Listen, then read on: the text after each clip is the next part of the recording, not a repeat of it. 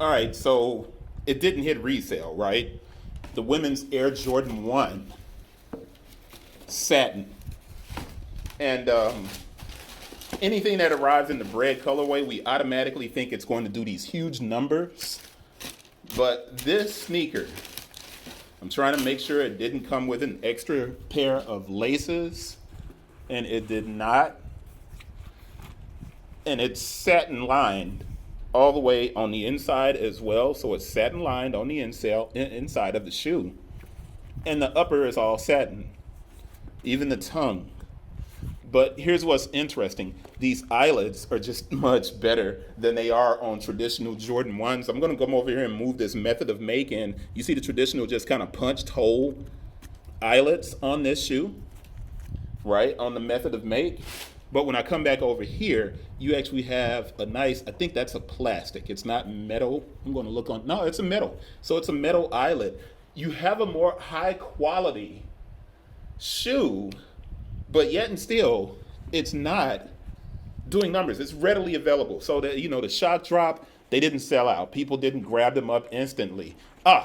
Extra set of laces. I knew they were there. So we do have our laces box, and it was on the inside of the right shoe. Real quick, I typically do a tap test for the back of it to make sure there's no movement. The shoe should sit flat. If you got a fake shoe, more than likely it's going to be bowed a little bit and bent. So you'll get a rock if you touch the tap, you kind of tap the back of it. But here's an interesting thing. I move this over. This one has a warp. So if you tap that and you brought this in the shop, I would have been like, yo, this might be a little bit suspect, because I want the shoes to always, be flat. I don't want it to tap. I don't want it to move back and forth, because that tells me that it's got a little bit going on. But here you got a little bit of a manufacturing issue with this shoe. And I think maybe it's because of the satin. It's a bit more puckered. Let me tap the method of make. The tap on the method of make, you got a little bit of a tap. Nah, you don't have a tap. And I'm gonna move this over. You don't have a tap at all. Maybe it's the warp in my wood, but there's no tap on the method of make. Let me put these back down and tap. Now, you don't have a tap, and there's nothing that's happening there. 1 second. All right, so we went over the fact that these things are puckered. So they tap and they tilt. All right, so I'll even move the craft up here so you can see what I'm saying, that it doesn't tilt when you tap. That's always been a test that I've used to see if something was real or fake. And anytime you do it at the front, it's always going to tap, because you got that little bit of a gap in between the front. But at the heel, really, they should not tap like this.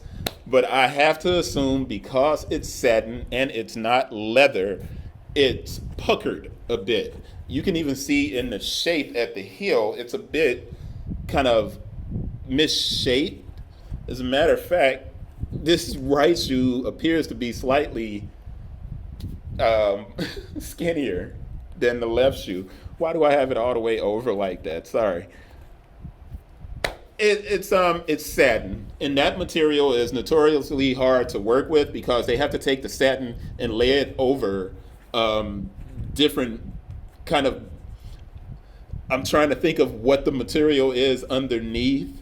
It's maybe a leather that's back underneath, but that satin causes the entire shoe to kind of pucker. I hate to sound negative. I'm not being negative. I think the shoe looks fantastic, and as far as a Bred 1, you would have thought that this thing would have taken off like a rocket, and maybe in a few years, when it's completely gone and nobody can find a pair, it will do much better than it's doing right now. I mean, who knows? But this is what's interesting. At $180, I'm turning it so you can get a look at it. Jordan Brand was thoughtful enough to include a small tote bag. They included a small tote bag.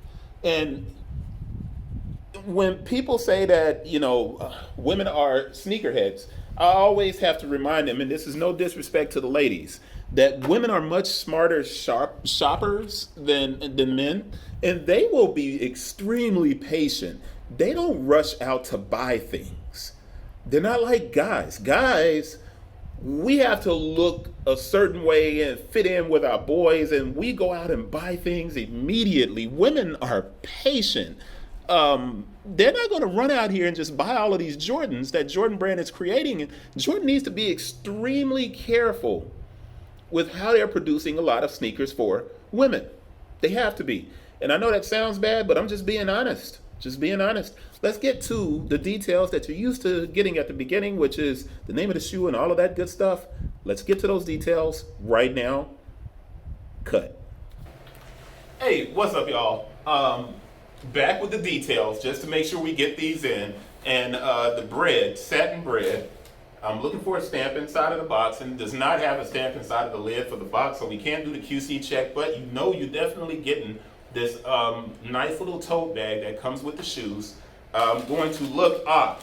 So the stamp is inside of the box now. It's not inside of the lid on the Satin Bred. So if you're looking for your stamp, it's inside of the box. And that stamp is 2206. 2303. I think that is. It fades a little bit, so it's hard to read it. 2206, 2603, 2206, so that's 06, 26, 23, yeah.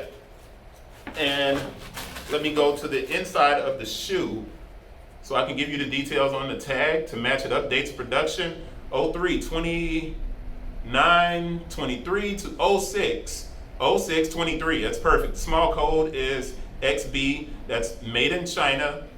And we know our UPC 905. We're going to look at our UPC here, 905. We're good to go on the UPC. I won't give you the whole UPC code. I will give you the name of the shoe, of course, which is the Women's Air Jordan 1 Retro High OG Satin Bred.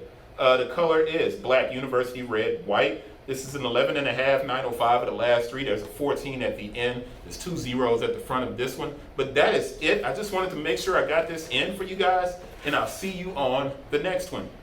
Peace. Hopefully I didn't miss anything.